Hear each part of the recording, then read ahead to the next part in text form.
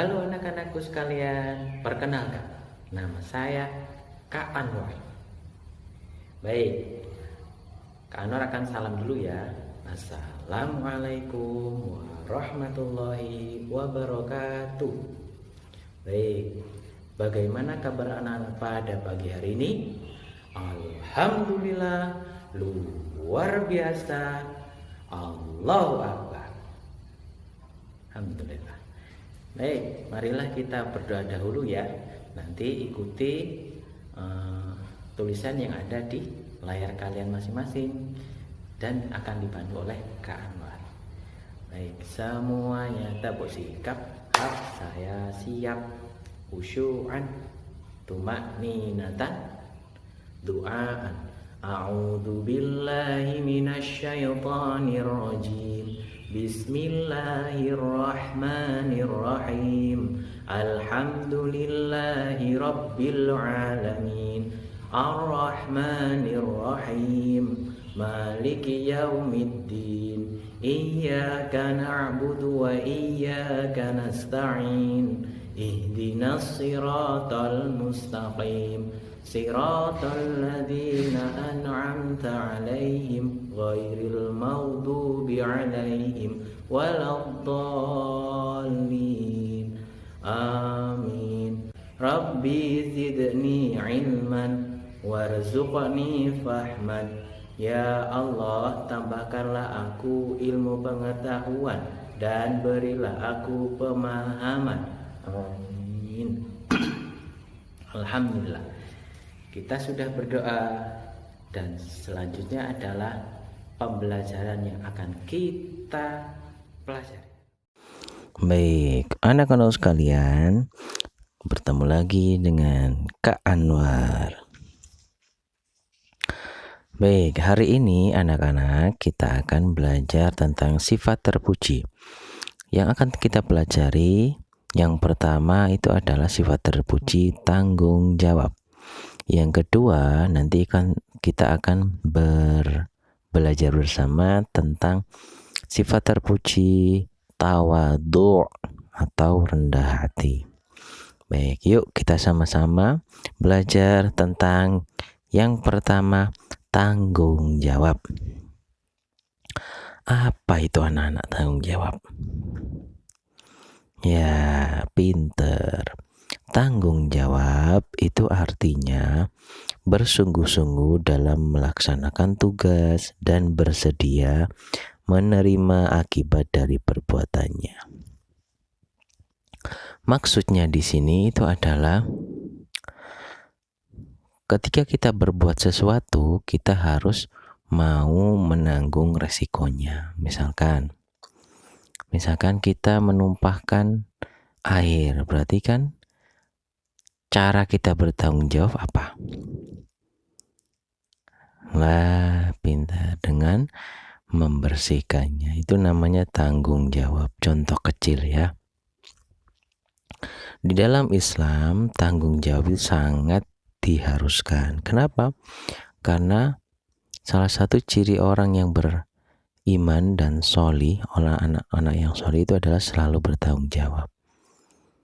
Maka dari itu, kalian harus bertanggung jawab. Contoh di sekolah misalkan. Kalau wali kelas kalian sudah memberikan instruksi atau perintah piket dan sudah ada pembagiannya, maka yang harus kalian lakukan adalah apa? Ya menjalankannya. Ketika kalian menjalankan piket dan kalian ada yang nyapu, ada yang membersihkan papan, ada yang membersihkan meja, itu namanya tanggung jawab. Berarti kalian punya rasa tanggung jawab. Ketika kalian tidak mengerjakan piket itu namanya kalian tidak tanggung jawab. Dan Allah tidak suka itu. Makanya kalian juga harus berusaha untuk selalu bertanggung jawab. Seperti itu anak-anak ya. Nah, di sini ternyata tanggung jawab itu ada banyak anak-anak. Yang pertama, tanggung jawab kepada Allah Subhanahu wa taala. Siapa itu Allah? Ya, Allah itu adalah Tuhan kita, Tuhannya orang Islam. Contoh tanggung jawab pada Allah itu adalah seluruhnya itu adalah ibadah. Nah, itu globalnya ibadah, umumnya itu ibadah. Semuanya itu ibadah. Kalau rinciannya atau contohnya itu adalah ibadah itu sholat 5 waktu, sholat fardu, sholat wajib, itu sama aja ya. Sholat 5 waktu, sholat fardu, fardu itu artinya wajib. Terus mengaji, berbuat baik kepada sesama dan alam sekitar, itu contoh dari bertanggung jawab pada Allah. Jadi kalian jangan lupa setiap hari untuk sholat, ngaji. Berarti kalian bertanggung jawab kepada Allah. Allah pasti suka dan sayang kepada kalian. Yang kedua, tanggung jawab kepada diri sendiri. Contohnya itu adalah menjaga kesehatan badan kita dan juga rajin belajar. Itu tanda kita itu bertanggung jawab pada diri kita sendiri. Coba kalau kita tidak menjaga kesehatan, sering sakit atau pakaian kita compang-camping atau kotor badan kita, berarti kita itu tidak bertanggung jawab kepada siapa? Ya kepada kita sendiri. Coba kalau kalian kotor, apakah nyaman? Tidak toh? Makanya biar kita nyaman, kita harus bertanggung jawab dengan apa? Dengan membersihkan diri kita, terus belajar, biar kita itu pintar, seperti itu anak-anak ya. Yang ketiga, tanggung jawab kepada orang tua. Tanggung jawab kepada orang tua itu adalah contohnya berbakti kepada orang tua, taat dan bersikap santun. Kepada orang tua, pada orang tua itu yang mendidik kita, yang merawat kita dari kecil, terutama ibu kalian yang melahirkan kalian, yang membawa kalian di dalam kandungan 9 bulan, terus melahirkan, menyusui, dan sampai merawat kalian sampai besar. Nah, makanya harus berbakti kepada orang tua, itu bentuk kalian tanggung jawab kepada orang tua kalian. Kalau disuruh harus mau ya anak-anak ya, seperti itu. Yang keempat, tanggung jawab kepada lingkungan.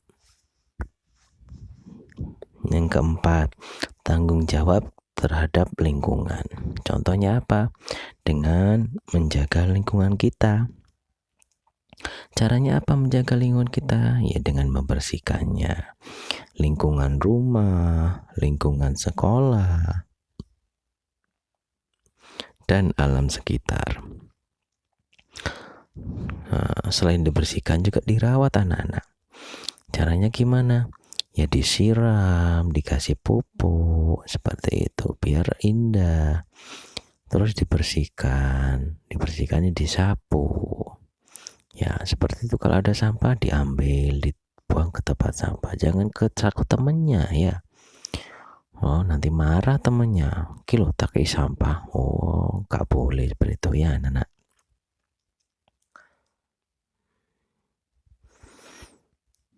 Nah, di situ. Terus selanjutnya adalah hikmah sikap bertanggung jawab. Hikmahnya itu bawahnya anak-anakku. Hikmahnya yang pertama, ini yang paling kita suka, yaitu dicintai oleh Allah. Mau nggak dicintai Allah?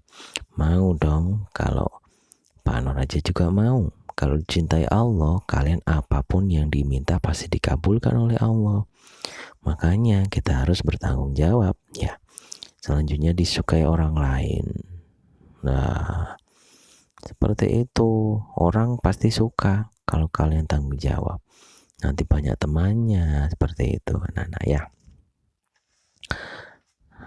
Terus selanjutnya sikap terpuji, tawadhu atau rendah hati. Rendah hati itu artinya tidak merasa bahwa dirinya paling baik atau tidak sombong.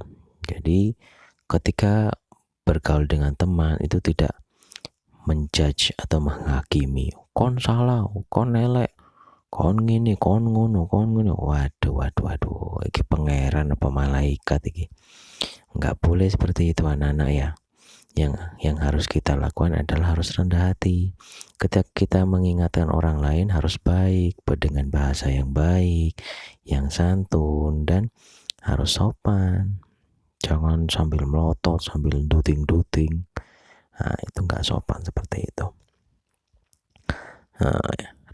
Rendah hati itu ada dua jenisnya. Yang pertama di hadapan Allah, yang kedua rendah hati di hadapan manusia.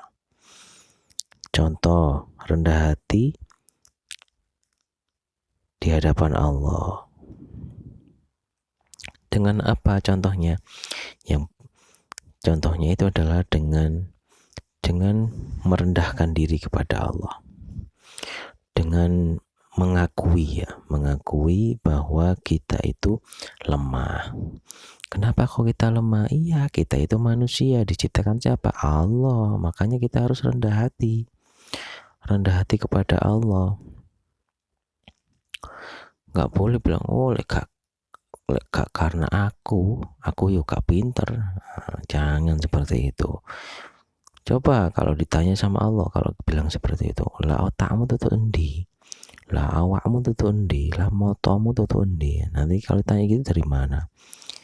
Ya jawabannya sama, dari Allah. Kita itu tidak punya apa-apa. Manusia itu tidak punya apa-apa di dunia ini. Semuanya itu milik Allah. Makanya kita tidak boleh sombong anak-anak ya.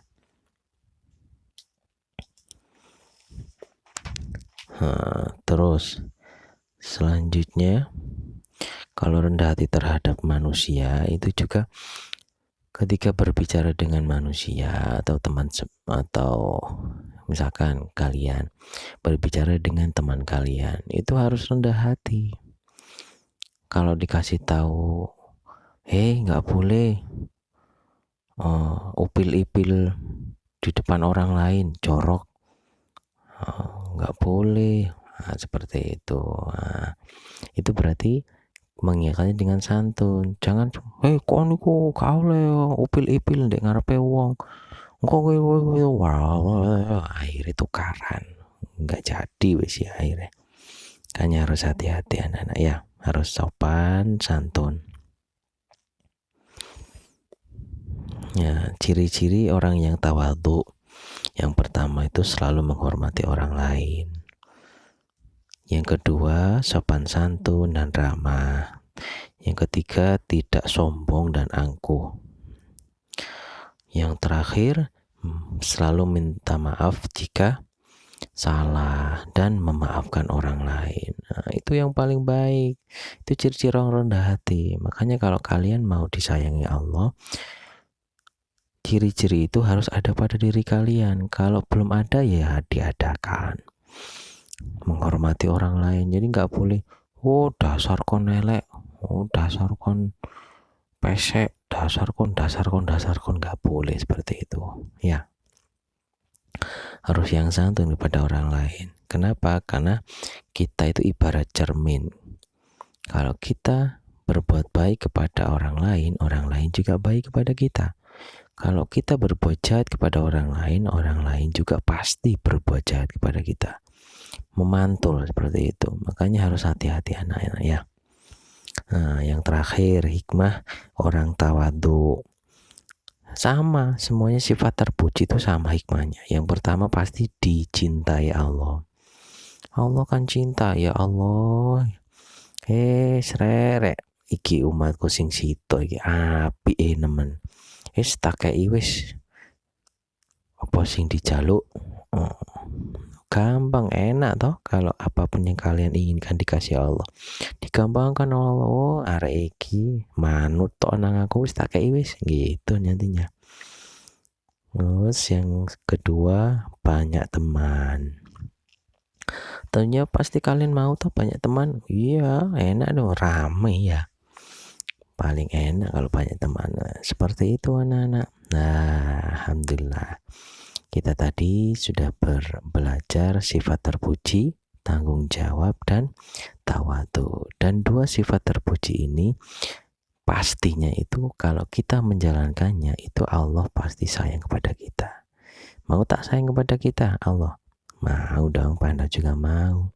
Kalau Allah sudah sayang kepada kita, kita dimasukkan surga ya. Baik, sekian dulu ya anak-anakku sekalian. Jumpa lagi. Alhamdulillahirrahmanirrahim, pembelajaran kali ini sudah selesai. Baik, sebelum kita akhiri, marilah kita berdoa dahulu.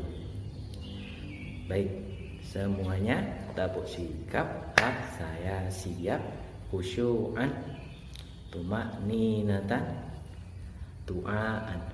Allahumma arhamna bil Qur'an waj'alhu lana imaman wa nuran wa hudan wa rahmah. Allahumma dzakirna minhu ma nasina wa 'allimna minhu ma jahilna warzuqna tilawatahu ana al-laili wa atrafan nahar waj'alhu lana hujjatan ya rabbal alamin. Subhanakallahumma wa bihamdika ashhadu an la ilaha illa anta astaghfiruka wa atubu ilaik. Salaman. Assalamualaikum warahmatullahi wabarakatuh. Dadah teman-teman. See you next time ya. Ila liko.